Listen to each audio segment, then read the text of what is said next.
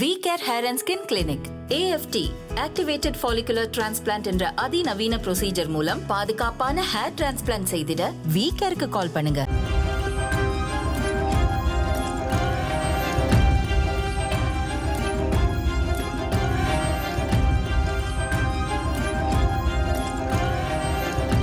வணக்கம், இது நிஜகண். அனுரவின் அரசாங்கத்தில் தமிழர்களுக்கு தீர்வு கிடைக்கும் என்ற நம்பிக்கை விதைக்கப்பட்டு தமிழர் தாயகமெங்கும் காட்டுத்தீயாக பரவிவிடப்பட்டுள்ளது. அதனை நம்பிய மக்கள் வாக்கும் அளித்துவிட்டனர். தற்போது புதிய தீர்வு திட்ட வரைவை தயாரிக்கப் போவதாக ஜேவிபி தேசிய மக்கள் சக்தியின் கூட்டு அரசாங்கம் அறிவித்துள்ளது. தமிழர் தீர்ப்பு விடயத்தில் சாதகமான பாதகமாக கருத்துக்களை மாறி மாறி முன்வைக்கின்றனர் ஏவிபியின் முக்கிய புள்ளியான ரில்வின் சில்வா. ஆனால் தமிழர் தரப்பு சுக்குநூறாக உடைக்கப்பட்டு சிந்திச்சு தரை கிடக்கின்றதை காண முடிகின்றது. சுமந்திரன், சித்தார்த்தன் போன்றோரை மக்கள் தூக்கி வாரி போட்டுவிட்டனர். புதிதாக யாரும் நுழைய முற்பட்டு அவர்களையும் மக்கள் கண்டுகொள்ளவில்லை. முற்றுமாக மக்கள் ஏவிபி தேசிய மக்கள் சக்தியின் கூட்டு அரசாங்கத்தை நம்பிவிட்டனர் என்றுதான் சொல்ல வேண்டும். இந்த நிலையில் ஒரு சிங்கள பிரிவினவாத அரசியல் தலைமைகள் தங்களின் தோல்வியினை ஒரு பாதையில் மாற்ற முற்படுகின்றார்கள். உலகின் 38 நாடுகளில் விடுதலை புலிகள் அமைப்பு இன்றும் தடை செய்யப்பட்டுள்ளது என்பதை அரசாங்கம் நினைவில் வைத்துக் கொள்ள வேண்டும் என குறிப்பிட்டுள்ளார் முன்னாள் எம்பி ரோஷான் ரணசிங்க. வடக்கு மற்றும் கிழக்கில் பிரபல்யம் அடைவதற்காக தேசிய பாதுகாப்பை பலவீனப்படுத்துவதை தவிர்த்துக் கொள்ள வேண்டும் முன்னாள் பாராளுமன்ற உறுப்பினர் தெரிவித்திருக்கின்றார். ஜனாதிபதி அனுரகுமார் திசாநாயக்கவுக்கு வடக்கு மற்றும் கிழக்கு மாகாண தமிழ் மக்கள் ஆதரவு வழங்கியுள்ளதை முழுமையாக வரவேற்கின்றோம். தெற்கு அரசியல் கட்சிக்கு வடக்கு மக்கள் ஆதரவு அளித்துள்ளமை சிறந்த அரசியல் மாற்றமாகும். தேசிய நல்லிணக்கத்தை உறுதிப்படுத்துவதற்கும் எடுக்கும் சிறந்த தீர்மானங்களுக்கு முழுமையான ஒத்துழைப்பு வழங்குவோம் என குறிப்பிட்டுள்ளார். ஜனாதிபதி அனுரகுமார் திசாநாயக்க எளிமையானவர். நாடாளுமன்றத்துக்கு எளிமையான முறையில் வருகை தந்தார் என்று தற்போது ஜனாதிபதி புகழ்பாடுகின்றார். முன்னாள் ஜனாதிபதி கோட்டபாய ராஜபக்சவும் தனது வீட்டில் இருந்த ஜனாதிபதி செயலகத்துக்கு சென்றார். எளிமையான முறையில் நாடாளுமன்றத்திற்கு சென்றார். இறுதியில் நேர்ந்தது என்னவென்பதை மக்கள் அறிவார்கள்.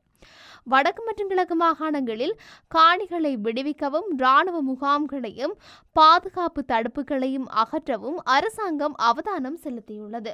உலகில் 38 நாடுகளில் விடுதலை புலிகள் மீதான தடை இன்றும் அமலில் உள்ளது என்பதை அரசாங்கம் நினைவில் வைத்துக் கொள்ள வேண்டும் என்றார் ரோஷான். இந்த நிலையில் நாங்கள் ஒன்றிணைந்தால் தாங்கள் எங்களோடு நிற்பார்கள் என்பதை தேர்தல் மூலம் மக்கள் சொல்லியிருக்கின்றார்கள். எனவே இனியாவது ஒன்றுபட வேண்டும் அழைப்பு விடுத்துள்ளார் செல்வம் எம்பி.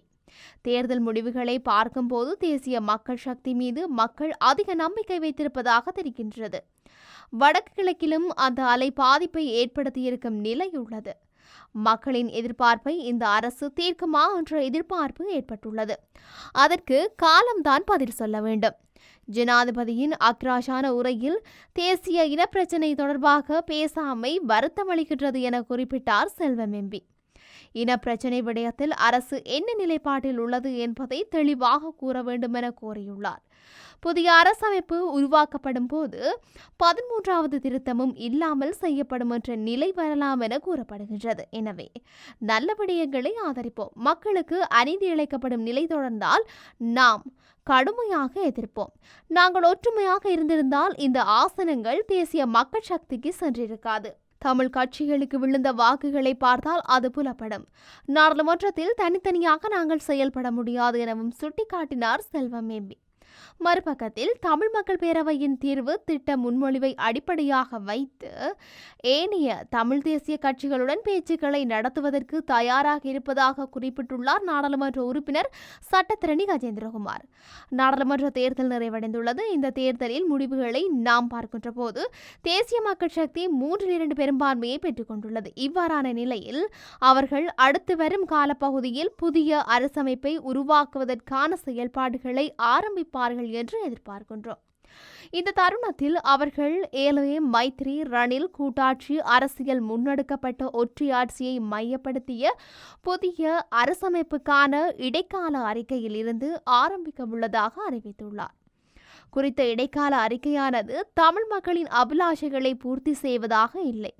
அது ஒற்றையாட்சியை முழுமையாக ஏற்றுக்கொண்டுள்ள ஒன்றாகும். ஆகவே குறித்த இடைக்கால அறிக்கையை தேசிய மக்கள் சக்தி அரசு முன்னெடுப்பதை ஏற்றுக்கொள்ள முடியாது. தேசிய மக்கள் சக்திக்கு 3/2 பெரும்பான்மை காணப்படுவதன் காரணமாக அவர்கள் எந்தவிதமான முடிவுகளுக்கும் செல்ல முடியும். ஆனால் தமிழ் மக்களின் விருப்பத்துக்கு மாறாகவே அவர்கள் செயல்படுகின்றார்கள் என்பதை வெளிப்படுத்த வேண்டும். தமிழ் மக்களின் அபிலாஷைகளை பூர்த்தி செய்கின்ற வகையில் தயாரிக்கப்பட்ட தமிழ் மக்கள் பேரவையின் அரசியல் தீர்வுக்கான வரைவை அடிப்படையாக வைத்து ஏனைய தமிழ் கட்சிகளுடன் பேச்சுக்களை நடத்துவதற்கு நாம் தயாராகவே உள்ளோம். குறித்த வரைவு தயாரிக்கப்பட்ட போது சுமந்திரன் தவிர ஏனைய கட்சிகள் அனைத்து பிரதிநிதிகளும் பங்கேற்றிருந்தார்கள்.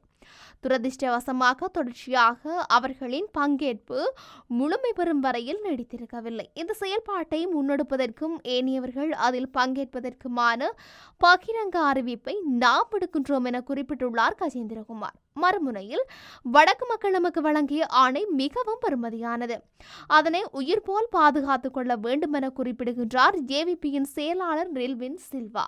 நாடாளுமன்ற தேர்தலில் எமக்கு கிடைக்கப்பெற்ற 3/2 பெரும்பான்மை பலத்தை விட வடக்கு கிழக்கு மக்கள் வழங்கிய ஆணைதான் எனக்கு அதிக மகிழ்ச்சியை தருகின்றது. வடக்கு மக்கள் எம் மீது வைத்துள்ள நம்பிக்கையை உயிர் போல் பாதுகாத்துக் கொள்ள வேண்டும். அம்மக்கள் வழங்கிய ஆணை மிக முக்கியமானது. அதை சிதைக்கும் வகையில் செயல்படக்கூடாது. மொழி பிரச்சினைக்கு கூடிய விரைவில் தீர்வு காணப்படுவது அவசியம். வடக்கில் உள்ள போலீஸ் நிலையங்களில் தமிழ் மொழியில் முறைப்பாடுகளை எழுத முடியாத சூழ்நிலையில் உள்ளது. பெயர் பலகைகளில் தமிழ் மொழி பிழையாக உள்ளது. தெற்கிலும் முக்கியமான இடங்களில் தமிழ் மொழி பிரச்சனை உள்ளது. இவை தீர்க்கப்பட வேண்டும். காணி பிரச்சனை உள்ளது, அதுவும் நிவர்த்தி செய்யப்படும். பலாரி பகுதியில் ஒரு வீதி திறக்கப்பட்டுள்ளது. இன்னும் 2 வீதிகள் உள்ளன. பாதுகாப்பு தரப்புகளுடன் பேச்சு நடத்தி அவற்றையும் திறப்பதற்கு முயற்சிப்போம். வடக்கில் தான் மீனவர் பிரச்சனை அதிகமாகவும் இருக்கின்றது. அவற்றை தீர்க்கும் வகையில் ராமலிங்கம் தோழருக்கு மீன்பிடி அமைச்சு வழங்கப்பட்டுள்ளது. தற்போதைய சூழ்நிலையில் தமிழர்களுக்கு இருக்கும் ஒரு அரசியல் தீர்வுதான் மாகாண சபை. எனவே நியாயமான தீர்வு முன்வைக்கப்படும் வரை மாகாண சபையில் கை வைக்கப்பட மாட்டாது என்று குறிப்பிட்டுள்ளார் ஜேவிபியின் செயலாளர் ரில்வின் சில்வா. பொறுத்திருந்துதான் பார்க்க வேண்டும். கூறப்பட்ட விடயங்களை நிறைவேற்றுகின்றதா ஜேவிபி, தேசிய மக்கள் சக்தியின் கூட்டாட்சி அரசாங்கம்? மற்றொரு நிஜக்கண் நிகழ்ச்சியில் சந்திப்போம். வணக்கம்.